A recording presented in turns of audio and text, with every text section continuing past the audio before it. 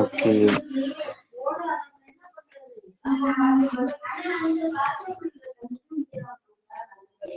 Okay, so இப்போ நம்ம இப்போ என்ன இது பண்ண போறோம் அப்படின்னு பார்த்தீங்கன்னா, லைக் இப்போ ஒரு சில reactions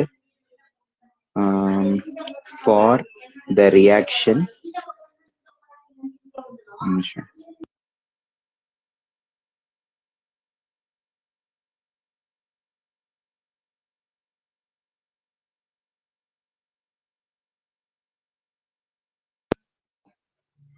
So for the reactions, next, so இப்போ இதில் வந்துட்டு பார்த்தீங்கன்னாக்க A gives B வந்துட்டு, so K1 is equal to 2. இப்போ அதே மாதிரி தென் B gives C, ஸோ இதுக்கு K2 வந்துட்டு பார்த்தீங்கன்னா 4. Next C gives D, so இதுக்கு வந்துட்டு K3 வேல்யூ வந்துட்டு பார்த்தீங்கன்னா 6ன்னு கொடுத்துருக்காங்க. ஸோ இப்போ அவங்க டோட்டலாக கேட்கறது என்னன்னா KC for the reaction A gives D என்னவா இருக்கும் அப்படிங்கிற மாதிரி கேட்குறாங்க. So options A 12, option B 4/3, then option C 24, option D 48. So இதுதான் உங்களுக்கு கொஸ்டின். இப்போ இதுல வந்துட்டு அவங்க என்ன கேட்குறாங்கன்னா A gives D என்னவா இருக்குன்னு கேட்குறாங்க. அப்போ இந்த டியை நீங்க பார்க்கணும். ஸோ இப்போ இந்த டியை நீங்க ஒவ்வொன்று இதில் நம்ம பார்க்கணும். ஸோ இப்போ ஃபர்ஸ்ட் வந்துட்டு பார்த்தீங்கன்னாக்க K1 = 2ன்னு கொடுக்குறாங்களா. ஃபர்ஸ்ட் இங்கே என்ன கொடுக்குறாங்க B, ஓகேவா. ஸோ B கொடுக்குறாங்க. இப்போ B வந்துட்டு பார்த்தீங்கன்னாக்க இதுக்குள்ளே தான் வரப்போகுது. B வந்துட்டு 2 இன்டூ, நெக்ஸ்ட் அடுத்தது சியும் வந்துட்டு இதுக்குள்ளே தான் வரப்போகுது. ஸோ இன்டூ 4, நெக்ஸ்ட் அதுக்கப்புறம் டி, ஸோ டியும் இங்கே ப்ராடக்ட் சைடில் தான் இருக்கு. ஸோ 6. ஸோ ஆன்சர் வந்துட்டு பார்த்தீங்கன்னா 48 வரும். So option D is a correct answer.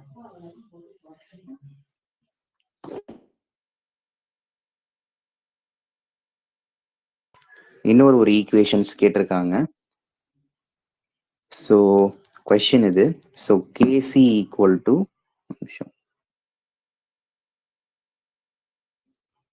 so KC equal to concentration of NH3 4 times, next to O2, so இது வந்துட்டு 5 times இருக்கு, divided by NO, இது ஒரு 4 times, H2O வந்துட்டு 6 times. so KC concentration கொடுத்துட்டு உங்கள்கிட்ட என்ன கேட்குறாங்கன்னா write the balanced chemical reaction.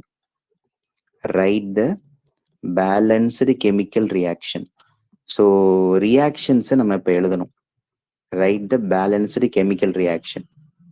So நம்மளுக்கு தெரியும் இப்போ கேசி அப்படின்னு சொல்லிட்டாலே product divide by reactant.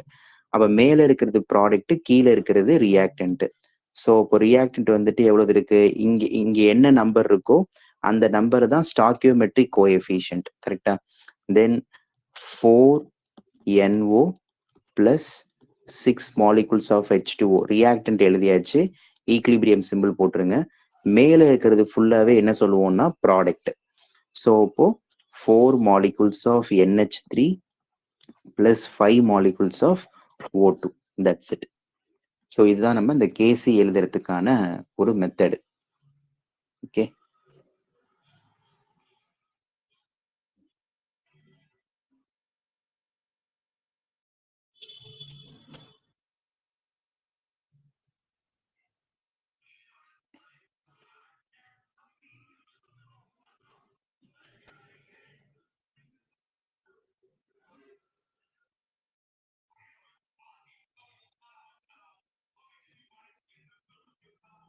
Next அடுத்த கொஸ்டின். நெக்ஸ்ட் கொஸ்டின் பாருங்க. ஸோ ஒரு சில ரியாக்ஷன்ஸ் இருக்கு. S plus O2 gives SO2 அப்படின்னு கொடுத்துட்டு K1 வேல்யூ 10^52 கொடுக்குறாங்க. K1 வேல்யூ வந்துட்டு 10^52 அப்படின்றத கொடுத்தாச்சு. நெக்ஸ்ட் அடுத்தது 2s plus 3O2 gives rise to 2SO3. So இதோட K2 வேல்யூ வந்துட்டு 10^129 கொடுத்தாச்சு. தென் the Kc for the reaction is அப்படின்னு கொடுத்துட்டு 2SO2 plus O2 gives 2SO3க்கு என்னவா இருக்கும்னு கேட்குறாங்க. So option A 10^181, option B 10^154, option C 10^29, option D 10. அப்போ நம்மளுக்கு என்ன இந்த மாதிரி கொஸ்டின்ஸ் கொடுத்துருந்தா நம்ம என்ன சொல்லியிருக்கேன், ஃபர்ஸ்ட் வந்துட்டு SO2 பாருங்க. SO2 வந்துட்டு இங்க எந்த சைட்ல இருக்கு, ப்ராடக்ட் சைட்ல இருக்கு. பட் இங்க SO2 வந்துட்டு ரியாக்டன்ட் சைட்ல இருக்கு. அப்ப இந்த K1 நம்ம என்ன பண்ணணும், ரெசிப்ரோக்கலா எழுதணும். தென் 1/K1 ஓகேவா இன்டு நெக்ஸ்ட் SO3 பாருங்க. SO3 ப்ராடக்ட் சைட்ல இருக்கு. ஓகேவா, SO3 ப்ராடக்ட் சைட்ல இருக்கு. பட் இங்கேயும் SO3 எந்த சைட்ல தான் இருக்கு, ப்ராடக்ட் சைட்ல தான் இருக்கு. ஸோ இந்த டூவும் இந்த டூவையும் நம்ம என்ன பண்ண தேவையில்லைனாக்க பார்க்க தேவையில்லை. ஸோ இப்போ நம்மளுக்கு K2 என்ன இருக்கோ அதை அப்படியே நீங்க போட்டுற வேண்டியதுதான். ஸோ K2 வந்துட்டு நமக்கு எந்த இதுல இருக்குன்னாக்க தட் இஸ் 10^129 இருக்கு. 10^120, அதாவது வெறும் K2ன்னு ஃபர்ஸ்ட் போட்டுக்கோங்க. வெறும் K2ன்னு ஃபர்ஸ்ட் போட்டுங்க, இப்படி போட்டுக்கணும். சரியா? ஸோ இப்படி போட்டுட்டு then you can consider it. So first வந்துட்டு K2 வேல்யூ எவ்வளவு கொடுத்துருக்காங்க, 10^129. 1/K1 வேல்யூ எவ்வளவு இங்க,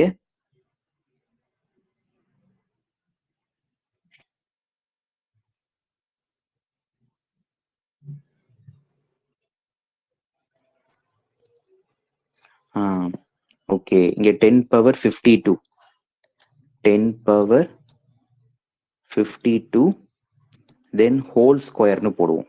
ஏன்னு தெரியுதா, ஏன்னா இந்த இடத்துல உங்களுக்கு 2 இருக்கு. ஏன்னா இங்க SO2ல உங்களுக்கு 2 இல்லை, பட் இங்க 2 இருக்கிறதுனால நீங்க இந்த இடத்துல ஹோல் ஸ்கொயர் போடணும். தென் இதை அப்படியே ஹோல் ஸ்கொயர் போட்டீங்கன்னா உங்களுக்கு எவ்வளவு கிடைக்கும்னா 1/10^52 2s are 52 2s are எவ்வளவு வரும், 2 2s are 4, 5 2s are 10. So 104 வருது. ஸோ இப்போ ரெண்டத்தையும் இது பண்ண போறீங்க. 10^129 in 1/104. ஸோ இதை நம்ம எப்படி எழுதலாம், அது 10^104. ஸோ இதை நம்ம எப்படி எழுதலாம், 10^129. ஸோ இங்க டிவிஷன்ல இருக்கிறது மேல போகும்போது இதுக்கு மல்டிப்ளிகேஷன்ல போயிட்டு இந்த 10^+104 மேல போகும்போது மைனஸ்ல போகும், -104. ஸோ ஆன்சர் எவ்வளவு கிடைக்கும்னா 10^25 கிடைக்குமா. 129ல 104 போயிடுச்சு அப்படின்னாக்க 5 2 கரெக்டா, 10^25. So option C is a correct answer. Option C is a correct answer.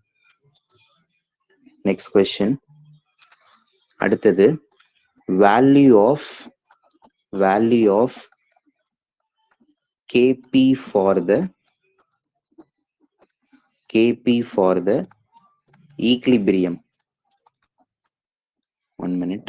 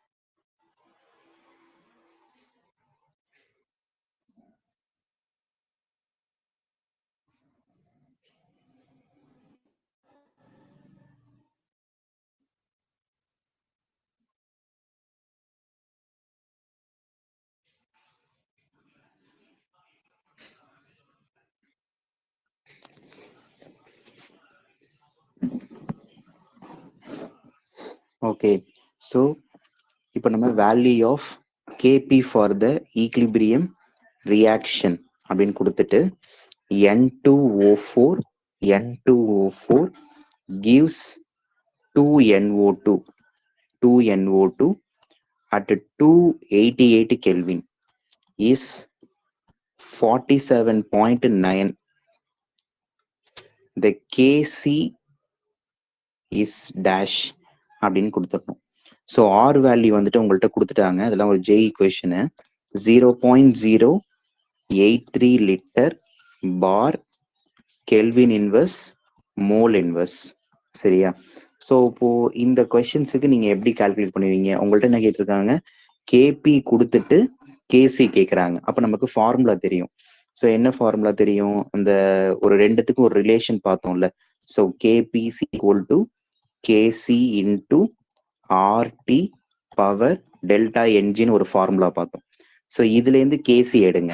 So KC equal to KP divide by RT பவர்ல டெல்டா என்ஜி. கரெக்டா? ஸோ இப்போ ஃபர்ஸ்ட் வந்துட்டு டெல்டா என்ஜி கால்குலேட் பண்ணிக்கிறது என்ன? Product minus reactant. ப்ராடக்ட்ல எத்தனை 1 இருக்கு. So இப்போ 2 minus 1 yes. So 2 minus 1 1. So இப்போ கேசி ஈக்குவல் டு கேபி வேல்யூ எவ்வளோ கொடுத்துருக்காங்க? 47.9 கொடுத்துருக்காங்க.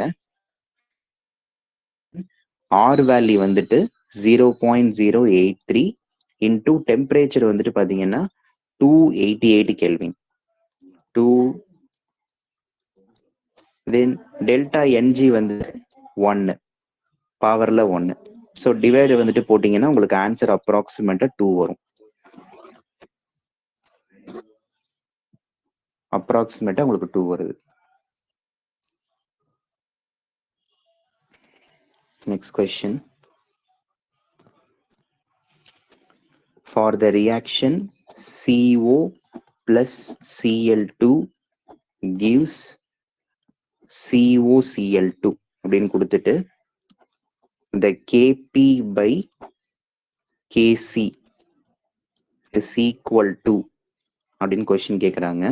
Option A 1/RT, option B வெறும் RT, option C root of RT, option D 1. So இப்போ இதில் பார்த்தீங்க அப்படின்னாக்க இப்போ ஃபர்ஸ்ட் வந்துட்டு இதுக்கு எப்படி பண்ணுறது அப்படிங்கிறத பார்ப்போம். நம்ம ஈக்குவேஷன் தெரியும்.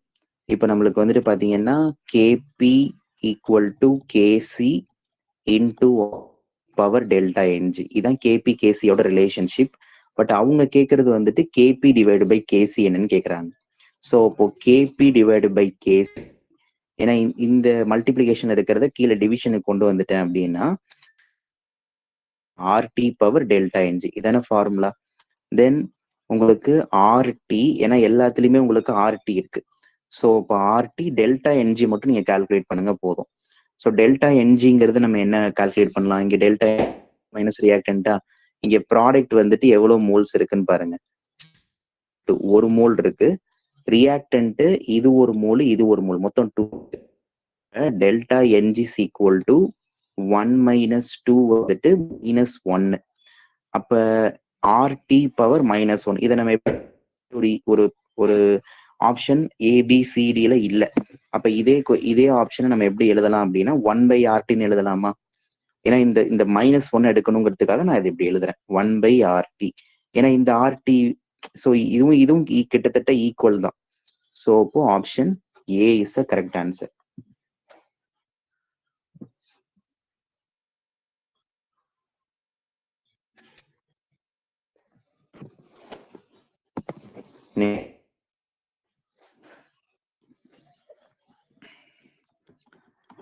at 1000 Kelvin the value of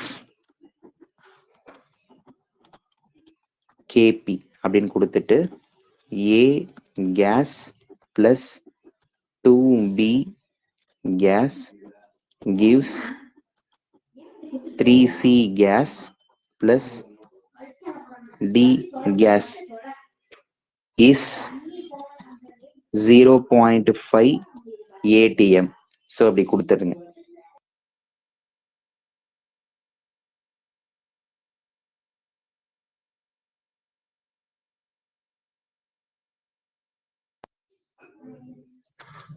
so அப்படி கொடுத்துட்டு உங்கள்கிட்ட அவங்க என்ன கேட்குறாங்கன்னா த வேல்யூ ஆஃப் கேசி என்னன்னு கேட்குறாங்க. கேசி என்னன்னு கேட்குறாங்க. அப்போ இதுல நம்ம எப்படி வந்துட்டு ஆப்ஷன்ஸ் வந்துட்டு கொடுக்கறது? அப்படி கேசி அப்படின்னு கொடுத்துட்டு in terms of R, in terms of R. So option A 20,000 R, option B 0.02 R, option C 5 into 10 power minus 5 R, option D 5 into 10 power minus 4 R inverse. இப்போ இதுதான் உங்களுக்கு இருக்கு. இப்போ இதுல வந்துட்டு நம்ம எப்படி வந்துட்டு ஃபர்ஸ்ட் நம்மளுடைய ஃபார்முலா, ஏன்னா உங்களுக்கு வந்துட்டு அவங்க என்ன கேட்கறாங்கன்னா ஆர் டேர்ம்ஸ்ல தான் அவங்க கேட்கறாங்க, அதுவும் கேசி தான் அவங்க கேட்கறாங்க ஃபர்ஸ்ட். அப்ப கேசி ஃபார்முலா என்ன? So KC equal to KP divided by RT power delta n g. So இப்போ இதுல டெல்டா என்ஜி மட்டும் கால்குலேட் நான் இங்கே எழுதுறேன். ப்ராடக்ட் இங்க எவ்வளவு இருக்கு? இங்க ஒரு 3 இருக்கு, இங்க ஒரு 1 இருக்கு. ஸோ ப்ராடக்ட் 4 மைனஸ் இங்க ஒரு 2 இருக்கு, இங்க ஒரு 1 இருக்கு. ஸோ 2 + 1 3. ஸோ ஆன்சர் வந்துட்டு உங்களுக்கு என்ன வரும்? 1 வரும். டெல்டா என்ஜி இப்படி கால்குலேட் பண்ணிடுவீங்க. இப்படி பண்ணிட்டு கேபி வேல்யூ எவ்வளவு கொடுத்துருக்காங்க பாருங்க. கேபி வேல்யூ 0.5ன்னு கொடுத்தாச்சு. So 0.5 divided by R value வந்துட்டு பாத்தீங்கன்னா, ஏன்னா ஆர் தான் கேட்கறாங்க, ஏன்னா ஆர் டேர்ம் தான் என்னன்னு. அப்ப ஆர் எனக்கு தெரியாது. அப்ப ஆர் இன்டூ டெம்பரேச்சர் வந்துட்டு பாத்தீங்கன்னா 1000 கெல்வின் இருக்கு. டெம்பரேச்சர் வந்துட்டு 1000 கெல்வின் இருக்கு. பவர்ல 1 போட்டுருங்க. தென் ஆன்சர் உங்களுக்கு என்ன வரும்னாக்க இப்போ இந்த இடத்துல வந்துட்டு இந்த பாயிண்ட் நான் ரிமூவ் பண்ணணுங்கிறதுக்காக 5 டிவைட் இன்டூ இந்த இங்க வந்துட்டு 10 power 3 இருக்குமா, அந்த பாயிண்ட்டை ரிமூவ் பண்றதுக்காக இங்க 10 ஒரு பாயிண்ட் இங்க ஆட் பண்றேன், அவ்வளவுதான். 0.5 டிவைட் பை 10 போடுவோம்ல, அந்த மாதிரிதான் இது. ஸோ மேல உள்ள பாயிண்ட்டை ரிமூவ் பண்ணணுங்கிறதுக்காக. தென் இதை நம்ம எப்படி எழுதலாம்? இந்த 10 power 4 வந்துட்டு மேல போனுச்சு அப்படின்னாக்க -4 போகும். 5 into 10 power -4. இந்த ஆரும் மேல போனுச்சு அப்படின்னாக்க ஆர் இன்வெர்ஸா போகுது. ஓகேவா? ஸோ அப்போ option D is a correct answer. Option D is a correct answer. That's it. So இப்படிதான், இந்த மாதிரி தான் நம்ம ஒவ்வொரு கான்செப்டையுமே நம்ம கண்டுபிடிக்கிற மாதிரி இருக்கும். ஓகேவா? தென் நெக்ஸ்ட் அடுத்தது வந்துட்டு பாத்தீங்கன்னா, அடுத்த கான்செப்ட் யூனிட்ஸ். ஸோ ஒரு சில இப்போ எல்லாத்துக்குமே வந்து நம்ம என்ன கண்டுபிடிக்கணும்னாக்க யூனிட்ஸ் நம்ம கண்டுபிடிக்கணும். So units of equilibrium constant அப்படின்னு போட்டுக்கோங்க. Units of equilibrium constant. So இப்போ ஃபர்ஸ்ட் உங்களுக்கு வந்துட்டு பாத்தீங்கன்னாக்க கேபி, கேபியோட யூனிட் என்ன? ஜஸ்ட் யூனிட் ஆஃப் பிரஷர் தான். Unit of pressure, unit of pressure. Then பவர்ல டெல்டா என்ஜி. டெல்டா என்ஜி எப்படி கால்குலேட் பண்றதுன்னு தெரியும். யூனிட் ஆஃப் பிரஷர்னா நீங்க என்ன சொல்லுவீங்க? உங்களுக்கு பாஸ்கல் இருக்கு, பார் இருக்கு, இல்லைன்னா ஏடிஎம் இருக்கு. ஓகேவா? ஸோ இந்த மூணுத்தை நம்மளுக்கு ஏதாவது ஒன்று நம்ம யூஸ் பண்ணலாம். அதே மாதிரி கேசி பார்த்தோம் அப்படின்னா, so that is unit of concentration. Unit of concentration. பவர்ல டெல்டா என், ஜி வராது இங்க. ஆக்சுவலா கண்டிப்பா வரணும், பட் இங்க ஜி தேவையில்லை. ஏன்னா கேபியை பொறுத்த வரைக்கும் உங்களுக்கு டெல்டா என்ஜி கால்குலேட் பண்ணும்போது கண்டிப்பா ப்ராடக்ட்டும் சரி ரியாக்டன்ட்டும் சரி தே ஷுட் பி கேசியஸ் ப்ராடக்ட்ஸ்ல இருக்கணும். பட் இங்க அந்த மாதிரி ஒரு இது கிடையாது. அதனாலதான் வெறும் டெல்டா என் மட்டும் போட்டேன். அது என்ன வேணுமோ இருக்கலாம். யூனிட் ஆஃப் கான்சென்ட்ரேஷன் அப்படின்னா மேபி மொலாரிட்டியா இருக்கலாம், இல்ல மொலாலிட்டியா இருக்கலாம், இது மோல்ஸா இருக்கலாம். ஸோ இந்த மாதிரி கான்சென்ட்ரேஷன் டேர்ம்ஸ்ல எது வேணுமோ நமக்கு வரலாம். சரியா? நெக்ஸ்ட் அடுத்தது ஈக்லிபிரியம் கான்ஸ்டன்ட்ல எஃபெக்ட் ஆஃப் கேட்டலிஸ்ட் அப்படிங்கிற ஒரு டாபிக் போட்டுக்கோ. Effect of catalyst. ஸோ அது என்ன? கேட்டலிஸ்ட் அப்படின்னா என்ன? ஸோ யூஸ்வலா கேட்டலிஸ்ட் அப்படின்னு சொல்லும்போது ரியாக்ஷனோட ஸ்பீடை இன்க்ரீஸ் பண்றது. ஸோ இன்க்ரீஸ் பண்ணி அந்த ஈக்லிபிரியத்தோடைய டைமை கரெக்டா ரீச் பண்ணி கொண்டு வரணும். ஸோ அதுதான் வந்துட்டு உங்களுக்கு என்ன சொல்லுவோம்னாக்க எஃபெக்ட் ஆஃப் கேட்டலிஸ்ட். பட் இதுல ஒரு நிறைய தடவை கேட்ட ஒரு கொஸ்டின்ஸ். ஸோ இதுல என்ன அப்படின்னா கேட்டலிஸ்ட்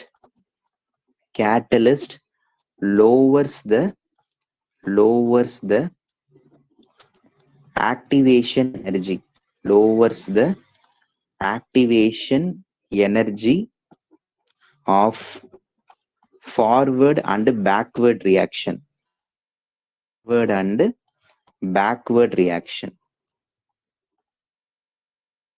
இப்போ எஃபெக்ட் ஆஃப் கேட்டலிஸ்ட் அப்படின்னு பார்க்கும்போது இப்போ யூஸ்வலா அவங்க என்ன சொல்றாங்கன்னா கேட்டலிஸ்ட் வந்துட்டு நம்மளுக்கு கம்மி ஆனிச்சுன்னா, அதாவது கேட்டலிஸ்ட் என்ன பண்ணும்னா ஆக்டிவேஷன் எனர்ஜியை கம்மி பண்ணும் அப்படிங்கிறாங்க. ஸோ ஆக்டிவேஷன் எனர்ஜியை கம்மி பண்ணுது அப்படின்னாக்க விச் மீன்ஸ் அந்த இடத்துல ரியாக்ஷனுடைய ரேட் வந்துட்டு அதிகமா இருக்கும் அப்படிங்கிற மாதிரி அர்த்தம். ஸோ இதுதான் வந்துட்டு அந்த கான்செப்ட். ஓகே, அதாவது ஒரு கேட்டலிஸ்ட் வந்துட்டு இருக்கு அப்படின்னாக்க ஆக்டிவேஷன் எனர்ஜியை ஒண்ணு அதிகப்படுத்தலாம் இல்ல கம்மி பண்ணலாம். சரியா? ஸோ இந்த மாதிரி இது மெயினா வந்துட்டு நம்மளுக்கு இது என்ன பண்ணுதுன்னா கம்மி பண்ணுது. பட் இதுல நீங்க மெயின் திங் நீங்க தெரிஞ்சுக்க வேண்டிய விஷயம் என்னன்னா நோட் அப்படின்னு போட்டுக்கோங்க.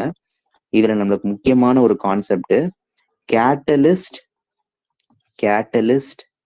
do not have effect on equilibrium constant, delta H அதாவது என்தால்பின்னு சொல்லுவோம், டெல்டா எஸ் என்ட்ரோபி, டெல்டா ஜினா Gibbs free energy.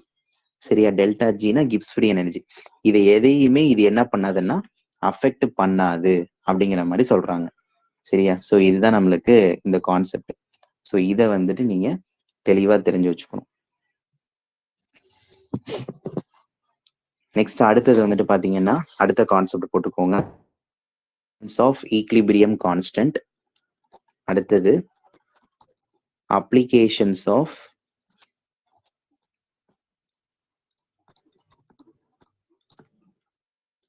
Equilibrium constant.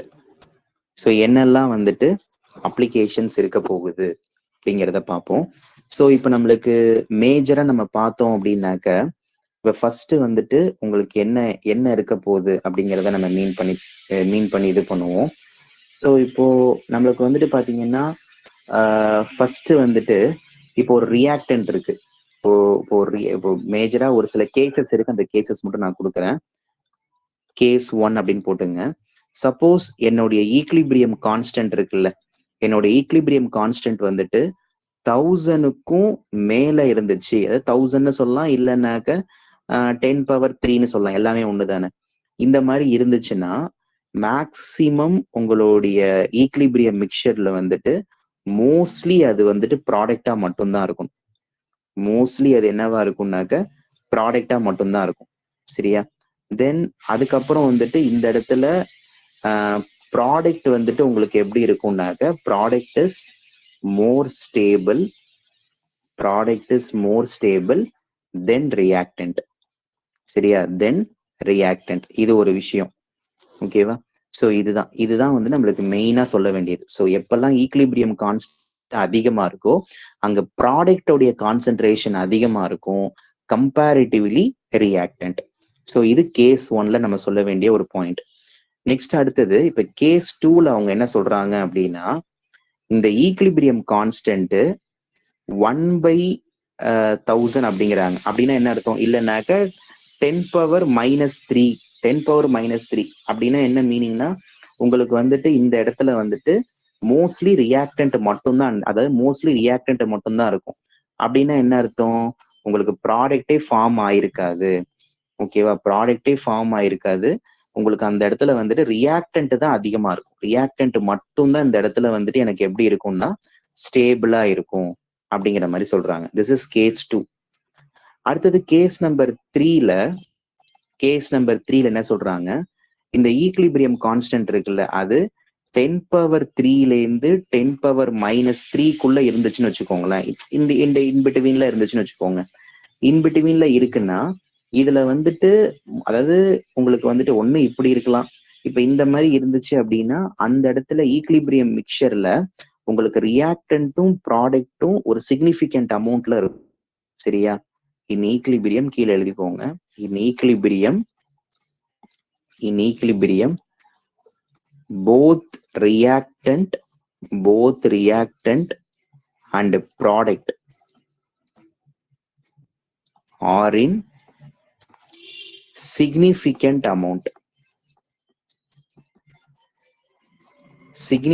amountல உங்களுக்கு இது இருக்கு அப்படிங்கிற மாதிரி இதை மீன் பண்றாங்க. சரியா? சோ இதுதான் நம்மளுக்கு இதுல நீங்க சொல்ல வேண்டிய மெயின் திங் வந்துட்டு பாத்தீங்கன்னா இதுதான். ஓகேவா? So this is very important.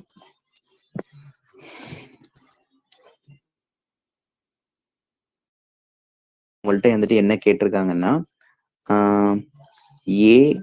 A2O gives 2A plus 1/2 O2. இப்ப இதோட ஈக்லிபிரியம் கான்ஸ்டன்ட் வந்துட்டு 10⁻3ன்னு கொடுத்துட்டாச்சு. நெக்ஸ்ட் அடுத்தது A2O3 gives 2A plus 3/2 O2. இப்ப இதோட ஈக்லிபிரியம் கான்ஸ்டன்ட் வந்துட்டு 10⁻5. ஸோ இப்ப இதுல வந்துட்டு எது, இப்போ இந்த இடத்துல வந்துட்டு we have a 2 oxides. ஒன்னு A2O இருக்கு, அடுத்தது A2O3 இருக்கு. அவங்க என்ன கொஸ்டின் கேக்குறாங்கன்னா, ஸ்டெபிலிட்டி ஆஃப் ஆக்சைட்ஸ் என்னவா இருக்கும் அப்படின்னு கேக்குறாங்க. இந்த ரெண்டு வேல்யூவை மட்டும் கொடுத்துட்டு.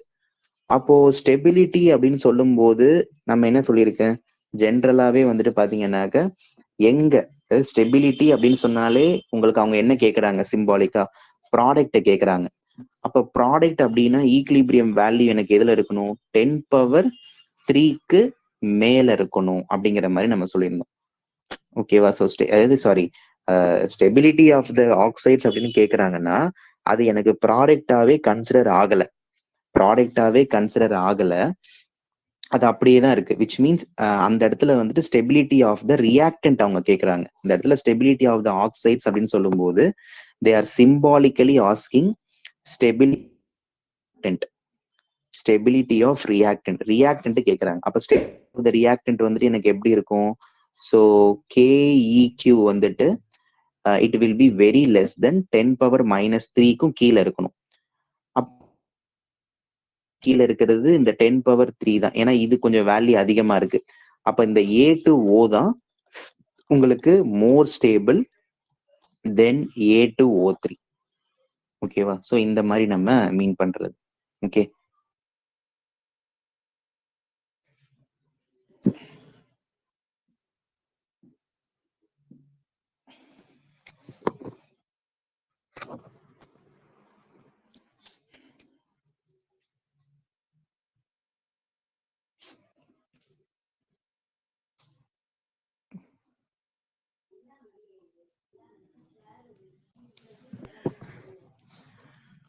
நெக்ஸ்ட் அடுத்த கான்செப்ட் வந்துட்டு பாத்தீங்கன்னா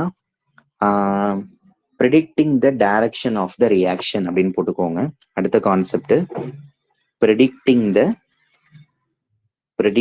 த direction of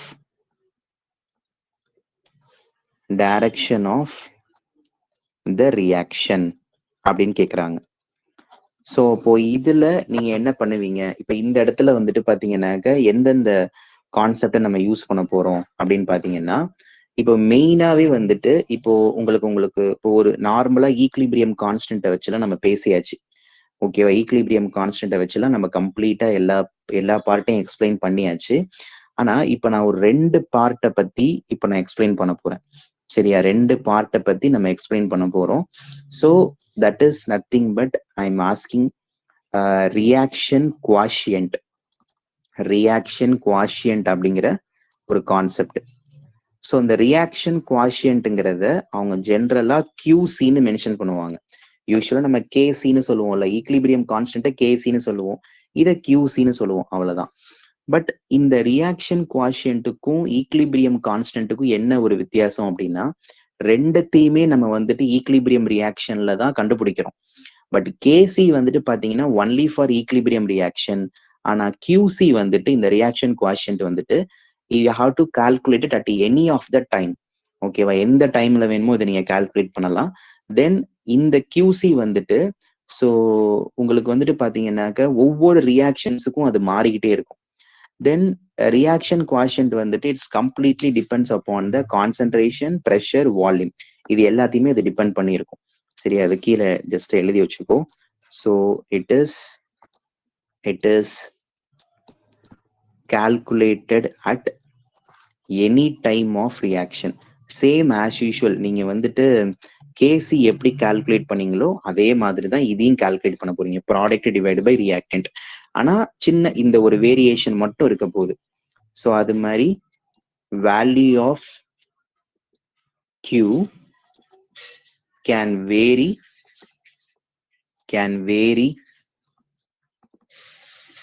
during the reaction. அடுத்தது வந்துட்டு value of Q depends on concentration இல்லைன்னா pressure and volume. ஸோ இதெல்லாம் டிபெண்ட் பண்ணி இருக்கிறதா வந்துட்டு பாத்தீங்கன்னா இந்த ரியாக்ஷன் குவாஷியன்ட் அப்படிங்கிறத நம்ம மீன் பண்றோம். ஓகேயா? நெக்ஸ்ட் அடுத்தது ஒரு சில கேசஸ் இருக்கு. இந்த கேசஸ் தெளிவா எழுதி வச்சுக்கோ. First case 1. ஸோ இதுல அவங்க என்ன பண்றாங்கன்னா, எப்பெல்லாம் கேசியும் கியூசியும் ஒன்னா இருக்கோ, அப்போ நம்மளோட ரியாக்ஷன் எனக்கு எப்படி இருக்குன்னா, reaction is at equilibrium. Reaction வந்துட்டு எனக்கு எதுல இருக்குன்னா ஈக்லிபிரியம்ல இருக்கு அப்படிங்கிற மாதிரி அர்த்தம். ஓகேவா? விச் மீன்ஸ் ரெண்டத்தோடைய ரேட்டும் உங்களுக்கு எப்படி இருக்கு, ரெண்டத்தோடைய ரேட்டும் வந்துட்டு பாத்தீங்கன்னா இட் வில் பி 0. அதாவது ரெண்டு ரேட்டுமே வந்துட்டு உங்களுக்கு எப்படி இருக்குன்னா கான்ஸ்டன்டா இருக்கு அப்படிங்கிற மாதிரி அர்த்தம். இப்ப அதே கேஸ் 2. ஸோ இதுல என்ன சொல்றாங்கன்னா, சப்போஸ் உங்களுக்கு ரியாக்ஷன் குவாஷியன்ட் கம்மியா இருக்கு, தென் ஈக்லிபிரியம் கான்ஸ்டன்ட் அதிகமா இருக்கு. ஸோ இந்த மாதிரி போகுது அப்படின்னா இங்க reaction will go in forward direction. So reaction வந்துட்டு எனக்கு எந்த டைரக்ஷன்ல போகுதுன்னா ஒன்லி ஃபார்வர்ட் டைரக்ஷன்ல மட்டும்தான் போகுது அப்படிங்கிற மாதிரி சொல்றாங்க. அப்ப எனக்கு ரேட் எனக்கு எதுக்கு அதிகமா இருக்கும், ரேட் ஆஃப் ஃபார்வர்ட் ரியாக்ஷனுக்கு தான் அதிகமா இருக்கும் comparatively rate of backward reaction. சரியா? இப்ப அதே மாதிரி கேஸ் நம்பர் 3 நம்ம எடுத்துக்கிறீங்கன்னா, சப்போஸ் இந்த ரியாக்ஷன் குவாஷியன்ட் அதிகமா இருந்து கம்பேரிட்டிவ்லி ஈக்லிபிரியம் கான்ஸ்டன்ட்டை பத்தி பாத்தீங்கன்னா, அங்க ரியாக்ஷன் எனக்கு எப்படி போகுதுன்னா, reaction will go in backward direction.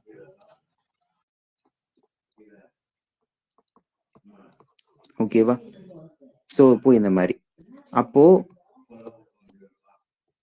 Backward of rate வந்துட்டு அதிகமா இருக்கு கம்பேரிட்டிவ்லி ஃபார்வர்ட் ரியாக்ஷன். இதுதான். ஸோ இதுதான் இந்த 3 கேசஸுமே நம்ம சொல்ல வேண்டிய ஒரு பாயிண்ட். சரியா? ஸோ கேஸ் 1, கேஸ் 2, கேஸ் இந்த 3 பாயிண்ட்டும் இதுதான் நம்ம மெயின் திங்கை நம்ம தெரிஞ்சுக்க வேண்டிய ஒரு விஷயம். ஓகே. ஸோ இப்போ இதுல வந்துட்டு பாத்தீங்கன்னாக்க நான் இப்போ ஒரு இந்த ப்ராப்ளம்ஸை எப்படி வந்துட்டு கன்சிடரேஷன்ல கொண்டு வரதுன்ட்டு, so the value of Kc for the reaction அப்படின்னு கொடுத்துருக்காங்க. ஸோ அதுல வந்துட்டு 2A gives B plus C is 2 into 10 power minus 3 அப்படின்னு கொடுத்துட்டு the composition of reaction mixture is A, next B, next அடுத்தது C. இது மூணுமே ஈக்குவலுங்கிறாங்க. எதுக்கு ஈக்குவல்னா 3 into 10 power minus 4 molarity. இதுல அவங்க என்ன கேக்குறாங்கன்னா in which direction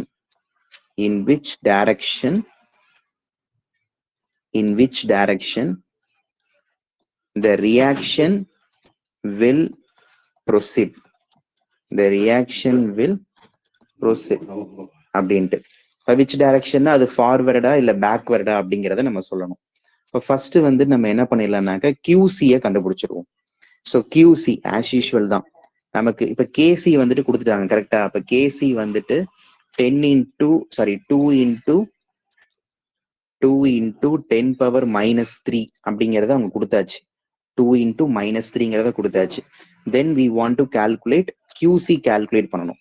ஸோ QCக்கு அதே மாதிரி தான் product divide by reactant. So product என்ன இருக்கு, பியும் சியும் இருக்கு. So concentration of B concentration of C divide by reactant 2A இருக்கா, அப்ப A போட்டு பவர்ல அந்த 2-ஐ போட்டுருவீங்க. ஸோ பி வந்துட்டு உங்களுக்கு என்ன இருக்குன்னு பாருங்க. பி வந்துட்டு உங்களுக்கு என்ன இருக்கு அப்படின்னு பாத்தீங்கன்னா இந்த ABC எல்லாத்துக்கும் ஒரே ப்ராப்ளம் தான், ஒரே வேல்யூ தான்.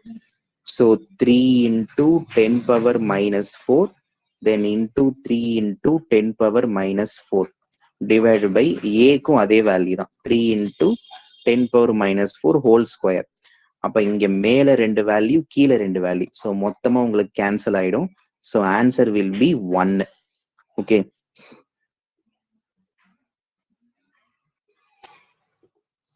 So answer will be 1. இப்போ நம்மளுடைய கான்செப்ட் படி பாக்குறோம் அப்படின்னாக்க, இப்போ ஜென்ரலா வந்துட்டு நம்ம ஒரு கான்செப்ட் படிச்சிருக்கோம். ஏன்னா எந்த டைரக்ஷன்ல போகுது, இப்போ நம்ம முன்னாடியே கொஞ்சம் கொடுத்துருக்கோம்ல.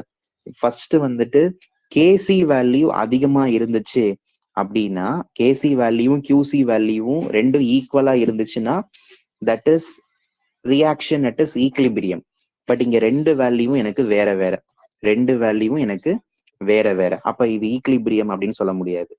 அப்ப இது சப்போஸ் கேசி வேல்யூ அதிகமா இருக்கா QC-யை கம்பேர் பண்ணும்போது அப்படிங்கிறத பார்க்கணும். ஏன்னா கேசி வேல்யூ 10 power minus 3ல இருக்கு, பட் இங்க 1. அப்ப எனக்கு QC வேல்யூ தான் எனக்கு என்னவா இருக்குன்னா அதிகமா இருக்கு. கேசி வேல்யூவை கம்பேர், ஏன்னா QC வேல்யூ இங்க என்னன்னு கண்டுபிடிச்சிருக்கேன் 1. கேசி வேல்யூ எவ்வளவு 2 into 10 power minus 3 கொஸ்டின்ல இருக்கு. அப்ப QC தான் அதிகம். அப்ப இது என்ன டைரக்ஷன்ல போகுது இந்த ரியாக்ஷனு, பேக்வர்டு டைரக்ஷன். இந்த ரியாக்ஷன் வந்துட்டு எனக்கு ஈக்லிபிரியம்லே கொடுத்திருந்தாலும் பேக்வேர்ட்ல தான் ரொம்ப ஃபாஸ்டரா வந்துட்டு போயிட்டு இருக்கு அப்படிங்கிற மாதிரி இந்த இடத்துல சொல்றாங்க. So next another question. Consider the reaction SO2Cl2 gives SO2 plus Cl2 at 375 degrees Celsius. The value of Kc na equilibrium constant. Kc is 0.0032. It was observed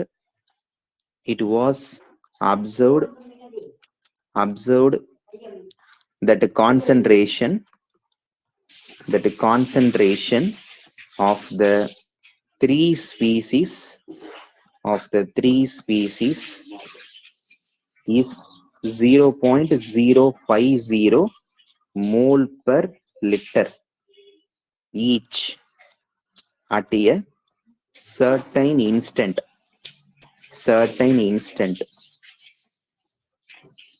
இப்ப இதுல கொடுத்துட்டு அடுத்தது என்ன கேக்குறாங்கன்னா, discuss what will happen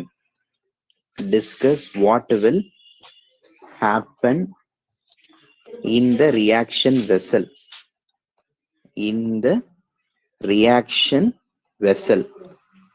சரியா? அதாவது அதுல என்ன நடக்கும்ன்ற மாதிரி கேக்குறாங்க. சோ உங்களுக்கு வந்துட்டு இந்த இடத்துல என்ன கொடுத்தாச்சுன்னா கேசி வேல்யூவை கொடுத்தாச்சு. கரெக்டா? கேசி வேல்யூவை கொடுத்தாச்சு. இப்ப கியூசி மட்டும் கண்டுபிடிப்போம். So QC equal to then product divided by reactant. Product என்ன இருக்குன்னு பாருங்க, SO2 next Cl2. கரெக்டா? SO2 Cl2 divided by reactant SO2 Cl2. So SO எல்லாமே ஒண்ணுதான். இப்ப அதாவது அவங்க என்ன சொல்றாங்க, if the concentration of the observed three ஸ்பீசிஸ்னா இதுதான் 1 2 3 இந்த 3 ஸ்பீசிஸுக்கும் ஒரே வேல்யூ தான் சொல்லிட்டாங்க. ஸோ அப்போ 0.05 into 0.05 divided by 0.05. கரெக்டா? அப்ப அந்த ஒரு 0.05க்கு ஒரு 0.05 கேன்சல் ஆயிடுது. அப்ப உங்களுக்கு என்ன மட்டும் இருக்கும், ஒரு 0.050 தான். சரியா? சோ இது மட்டும்தான் உங்களுக்கு இருக்க போகுது. ஸோ கேசி இது வந்துட்டு கியூசி. கேசி எவ்வளவு கொடுத்துருக்காங்க, 0.0032. இதுதான் வந்துட்டு கேசி. இப்ப இந்த ரெண்டு வேல்யூல யாரு வந்துட்டு அதிகமா இருக்காங்க, கியூசி தான் அதிகமா இருக்கு. கியூசி தான் அதிகமா இருக்கு கம்பேரிட்டிவ்லி கேசி. ஸோ கியூசி அதிகமா இருந்தா then it is backward direction. சரியா? ஸோ இதை நம்ம என்ன சொல்றோம்னாக்க பேக்வர்ட் ரியாக்ஷன். சரியா? ஸோ இப்படிதான் அந்த கேசஸை வச்சு நம்ம அந்த ஒவ்வொரு பாயிண்ட்டையும் கன்சிடர் பண்ணணும். சரியா? நெக்ஸ்ட் அடுத்தது வந்துட்டு பாத்தீங்கன்னா இந்த அடுத்த கொஸ்டின்ஸ் கொடுக்குறாங்க. the equilibrium of the reaction. அடுத்த question, the equilibrium of the reaction அப்படின்னு சொல்லிட்டு, ஸோ அதுல N2 plus 3H2 gives 2NH3 இப்படி கொடுத்துட்டு will be shifted to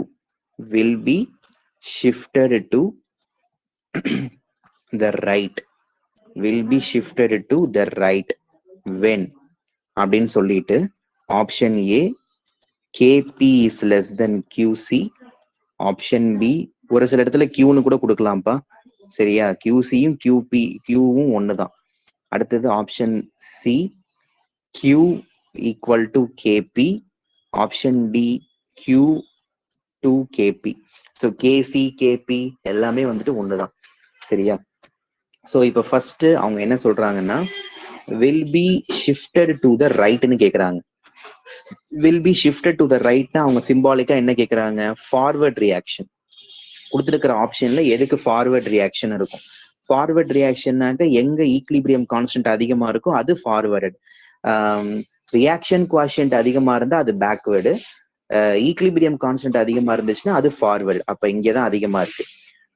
but இங்க வந்துட்டு பாத்தீங்கன்னா ஆக்சுவலா இதுல வந்துட்டு எல்லாமே வந்துட்டு பாத்தீங்கன்னாக்க இப்ப இந்த QKP தான். இந்த 2 இது வரக்கூடாது, இந்த டி ஆப்ஷனும் வரக்கூடாது. ஸோ ஏன் அப்படின்னாக்க இங்க உங்களுக்கு என்ன இருக்குன்னா 2 இருக்கு, 2KP இருக்கு. ஸோ 2 எல்லாம் அந்த மாதிரிலாம் வரக்கூடாது. So option B is a correct answer.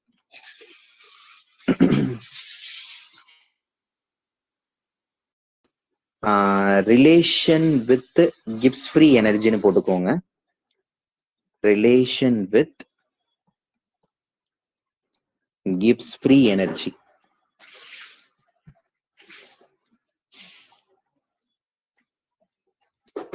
So இந்த கிப்ஸ் ஃப்ரீ எனர்ஜி அப்படின்னு சொன்னாலே இதுக்கான சிம்பிள் வந்துட்டு பாத்தீங்கன்னா டெல்டா ஜின்னு சொல்லுவோம்.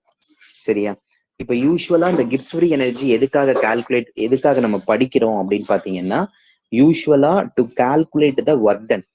ஸோ எவ்வளவு வந்துட்டு ஒர்க் போயிருக்கு, ஸோ இந்த ரியாக்ஷன்ஸ் வந்துட்டு நடக்குமா நடக்காதா, ஸ்பான்டேனியஸா நான் ஸ்பான்டேனியஸா, ஸோ இவ்வளோ கான்செப்டை வந்துட்டு நம்ம ஃபுல்லா கெட் த்ரூ பண்ணி படிக்கிறதுக்கு இந்த ஈக்லிபிரியம் கான்ஸ்டன்ட் தான் மெயின் மோட்டிவாவே நமக்கு இருக்க போகுது. சரியா? ஸோ அப்ப அதுக்கு ஃபார்முலா நம்மளுக்கு தெரியணும். அதாவது அவங்க ரிலேஷன் வித்ன்ற வார்த்தை எதுக்காக மென்ஷன் பண்றாங்கன்னா நம்ம ஈக்லிபிரியம் கான்ஸ்டன்ட் ரியாக்ஷன் குவாஷியன்ட் கூட கம்பைன்ட் ஆகி இது வருது அப்படிங்கிற மாதிரி சொல்றோம். சரியா? ஸோ இப்போ இந்த கான்செப்ட் எப்படி சொல்லணுங்கிறத பாருங்க. First at a reaction quotient, at a reaction quotientல டெல்டா ஜி எப்படி கால்குலேட் பண்றதுன்னா delta G is equal to delta G not plus RT ln QC. சரியா? ஸோ இதுதான் வந்துட்டு ஈக்குவேஷன். ஸோ இப்போ இதுல வந்துட்டு டெல்டா ஜின்னா உங்களுக்கு தெரியும், தட் இஸ் கிவ்ஸ் ஃப்ரீ எனர்ஜி. டெல்டா ஜி நாட்டுங்கிறது ஸ்டாண்டர்ட். இந்த மாதிரி நாட் மென்ஷன் பண்ணிட்டாலே ஸ்டாண்டர்ட் கிவ்ஸ் ஃப்ரீ எனர்ஜி. ஸ்டாண்டர்ட் கிவ்ஸ் ஃப்ரீ எனர்ஜி. ஸோ கியூசிங்கிறது உங்களுக்கு தெரியும், ரியாக்ஷன் குவாஷியன்ட். இந்த லான் அப்படிங்கிறது லாகோடைய ஃபர்ஸ்ட் ஸ்டேஜ் அப்படிங்கிறத அதுல நம்ம மீன் பண்ணி சொல்லுவோம். கரெக்டா? இப்போ இதுல வந்துட்டு பாத்தீங்கன்னா நம்மளுக்கு மெயின் திங் இது ஒரு விஷயம் நம்ம சொல்லியாச்சு. இப்ப அதே வந்துட்டு பாத்தீங்கன்னா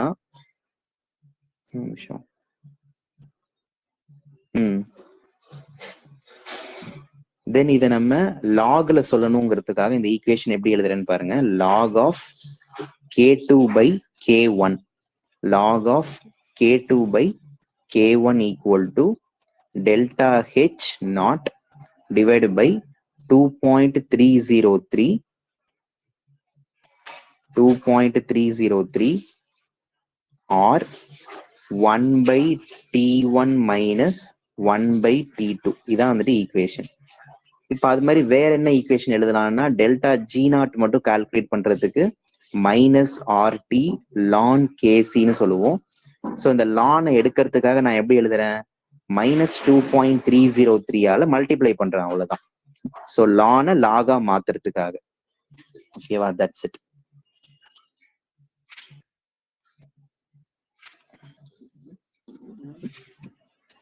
ஸோ அது மாதிரி இதுலயும் ஒரு சில கேசஸ் இருக்கு, ரியாக்ஷன்ஸ் நடக்குமா நடக்காதுன்னு பாக்குறதுக்கு.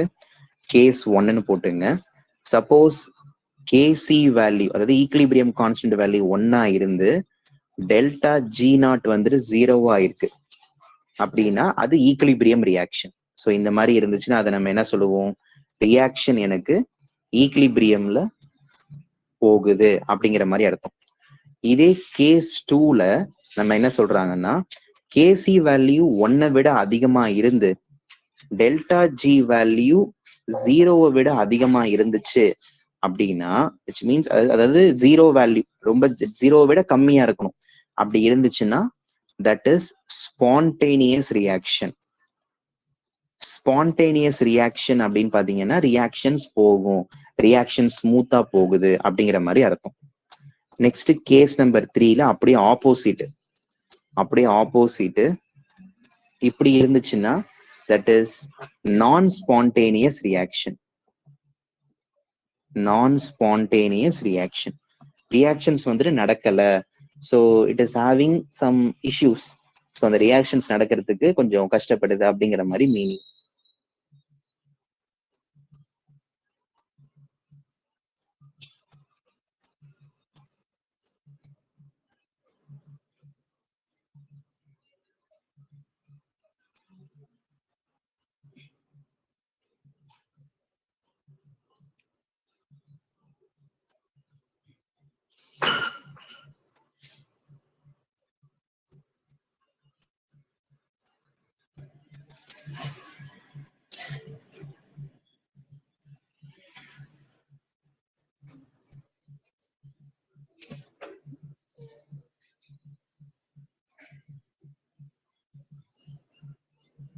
ஓகே, இப்போ ஒரு கொஸ்டின் மட்டும் பார்த்துருவோம்.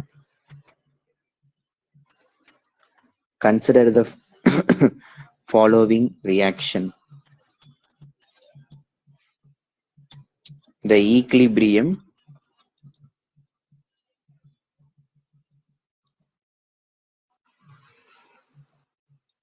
at 27 degree Celsius. டிகிரி செல்சியஸ்ல இருந்துச்சுன்னா அதை நம்ம கெல்வினா மாத்தணும். அண்ட் 1 atm ப்ரெஷர் கொடுத்துருக்காங்க. A plus B KF. Forward reaction வந்துட்டு 10⁻³ இருக்கு. அடுத்தது பேக்வர்ட் ரியாக்ஷன் 10⁻² இருக்கு. C plus D. the standard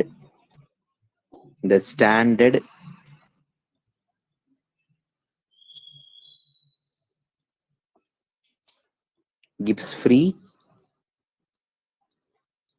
energy. அதாவது உங்கள்கிட்ட அவங்க என்ன கேட்குறாங்கன்னா டெல்டா ஜி நாட் கேட்குறாங்க.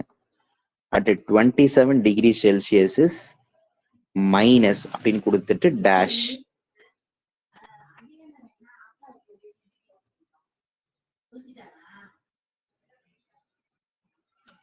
Kilojoule per mole.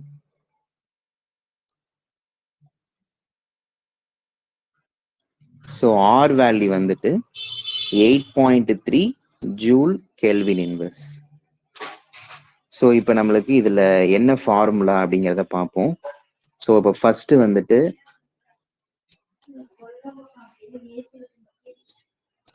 Delta G not equal to, so delta G not calculate பண்றதுக்கு minus 2.303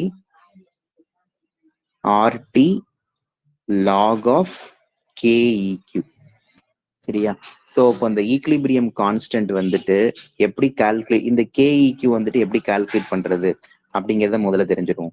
so equilibrium constant equal to forward reaction divided by backward reaction. So forward reaction எவ்வளவு கொடுத்துருக்காங்க? 10 power 3. Backward reaction 10 power 2. So இப்போ இதையும் நீங்க அடிச்சிங்க அப்படின்னாக்க உங்களுக்கு எவ்வளவு கிடைக்கும்? வெறும் 10 மட்டும்தான் கிடைக்கும். ஓகேவா? Then delta G not equal to minus 2.303 into R value வந்துட்டு உங்களுக்கு எவ்வளவு இருக்கு? 8.3 இருக்கு. ஆர் வேல்யூ உங்களுக்கு 8.3. சரியா? 8.3. பட் இதை நம்ம அவங்க எதுல கேட்டிருக்காங்கன்னா கிலோ ஜூல்ல கேட்டிருக்காங்க. இப்ப கிலோ ஜூல்ல கேட்கறதுனால டிவைடு பை 1000 போட்டுருங்க. இன்டூ டெம்பரேச்சர் எவ்வளவு கொடுத்துருக்காங்கன்னு பாருங்க. உங்களுக்கு ஓவராலா 27 டிகிரி செல்சியஸ். ஸோ இதை வந்துட்டு நம்ம கெல்வின்ல மாத்தணுங்கிறதுக்காக பிளஸ் 273 பண்ணீங்கன்னா யூ கேன் கெட் 300 கெல்வின். 300. அதுக்கப்புறம் லாக் ஆஃப் கேஇக்யூட வேல்யூ வந்துட்டு 10. லாக் 10ஓட வேல்யூ வந்துட்டு பாத்தீங்கன்னா 1. ஸோ அதை நம்ம கன்சிடர் பண்ணிக்க வேணாம்.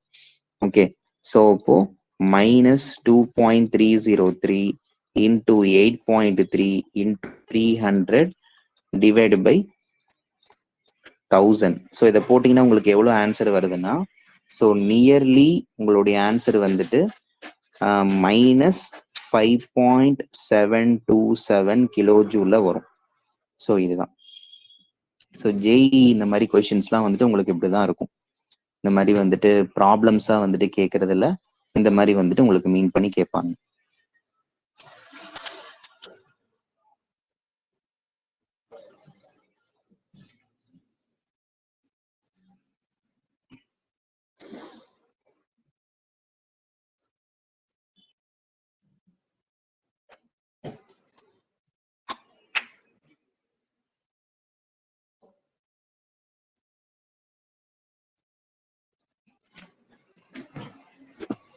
ஸோ அடுத்த question.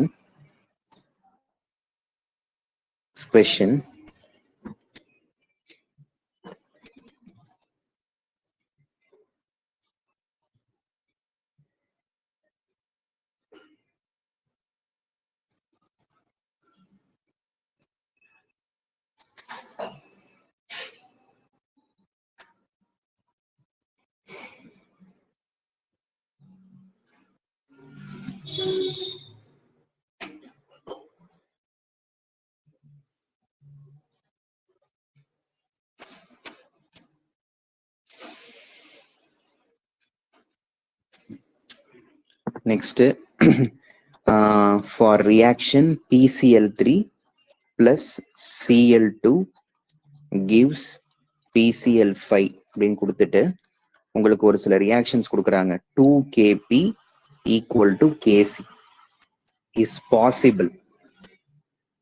possible when அப்படிங்கிற மாதிரி ஒரு கொஸ்டின். ஸோ ஆப்ஷன் ஏல T is equal to 6.09 Kelvin. Option B, T is equal to 12.18 Kelvin. Option C, T is equal to 24.36 Kelvin.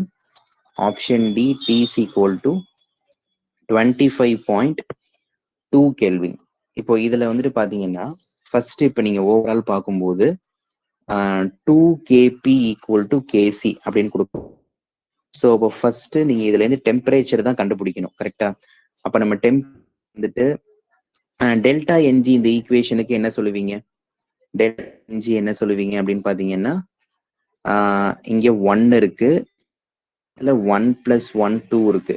அப்ப ஆன்சர் வந்துட்டு உங்களுக்கு என்ன வரும்னா -1 வரும் டெல்டா என்ஜி. ஓகேவா? தென் kp/kc. ஆக்சுவலா உங்களுக்கு கொடுத்துருக்கிற கொஸ்டின் வந்துட்டு 2kp ஈக்குவல் டு கேசின்னு கொடுத்துருக்காங்களா? அப்ப kp/kc வேணும்னாக்க இந்த மல்டிப்ளிகேஷன்ல இருக்கிற 2 அந்த பக்கம் போகும்போது இந்த மாதிரி டிவிஷனுக்கு வந்துடும். kp/kc equal to 1/2 equal to இது எதுக்கு இதா இருக்கும்? RT பவர் நம்ம முதல்ல பார்த்த ஈக்குவேஷன் தான், டெல்டா என்ஜி இந்த மாதிரி வந்துருமா? தென் kp/kcயோட வேல்யூ வந்துட்டு உங்களுக்கு 1/2 ஈக்குவல் டு RT. டெல்டா என்ஜியோட வேல்யூ -1 நம்ம கண்டுபிடிச்சிருக்கோம், -1. இப்போ இந்த ஈக்குவேஷன் நம்ம எப்படி எழுதலாம்? 1/RTன்னு எழுதலாமா? 1/RTன்னு எழுதலாம், கரெக்டா? 1/RT. ஸோ அப்ப RT ஈக்குவல் டு ஏன்னா 1/2 ஓட வேல்யூ 1/RT. அப்ப RT equal to cross multiplication பண்ணீங்கன்னாக்க RT ஈக்குவல் டு 2ன்னு வந்துடும், கரெக்டா? RT equal to 2. ஏன்னா ஜஸ்ட் கிராஸ் மல்டிபிளிகேஷன் தான், சரியா? ஸோ RT × 1 RT, 2 × 1 2, just RT equal to 2. அப்ப T வேல்யூ வேணும்னாக்க T is equal to 2/R. Then 2 இந்த ஆரோட வேல்யூ இந்த மாதிரி டிவிஷன்ல இருந்துச்சுன்னா 1/12ன்னு எழுதிக்கோங்க. This is my shortcut. So அதை நம்ம ஈஸியா ஞாபகத்தில் வச்சுக்கிறதுக்கு சொல்லியிருந்தேன். ஸோ 1/12 மேல போகும்போது அது எப்படி போகும்? இன்டூ 12 போகும். அப்ப 2 × 12 வந்துட்டு 24 கெல்வின். ஸோ 24 கெல்வின் வந்துட்டு ஆப்ஷன் சில இருக்கு. ஆப்ஷன் சில இருக்கு.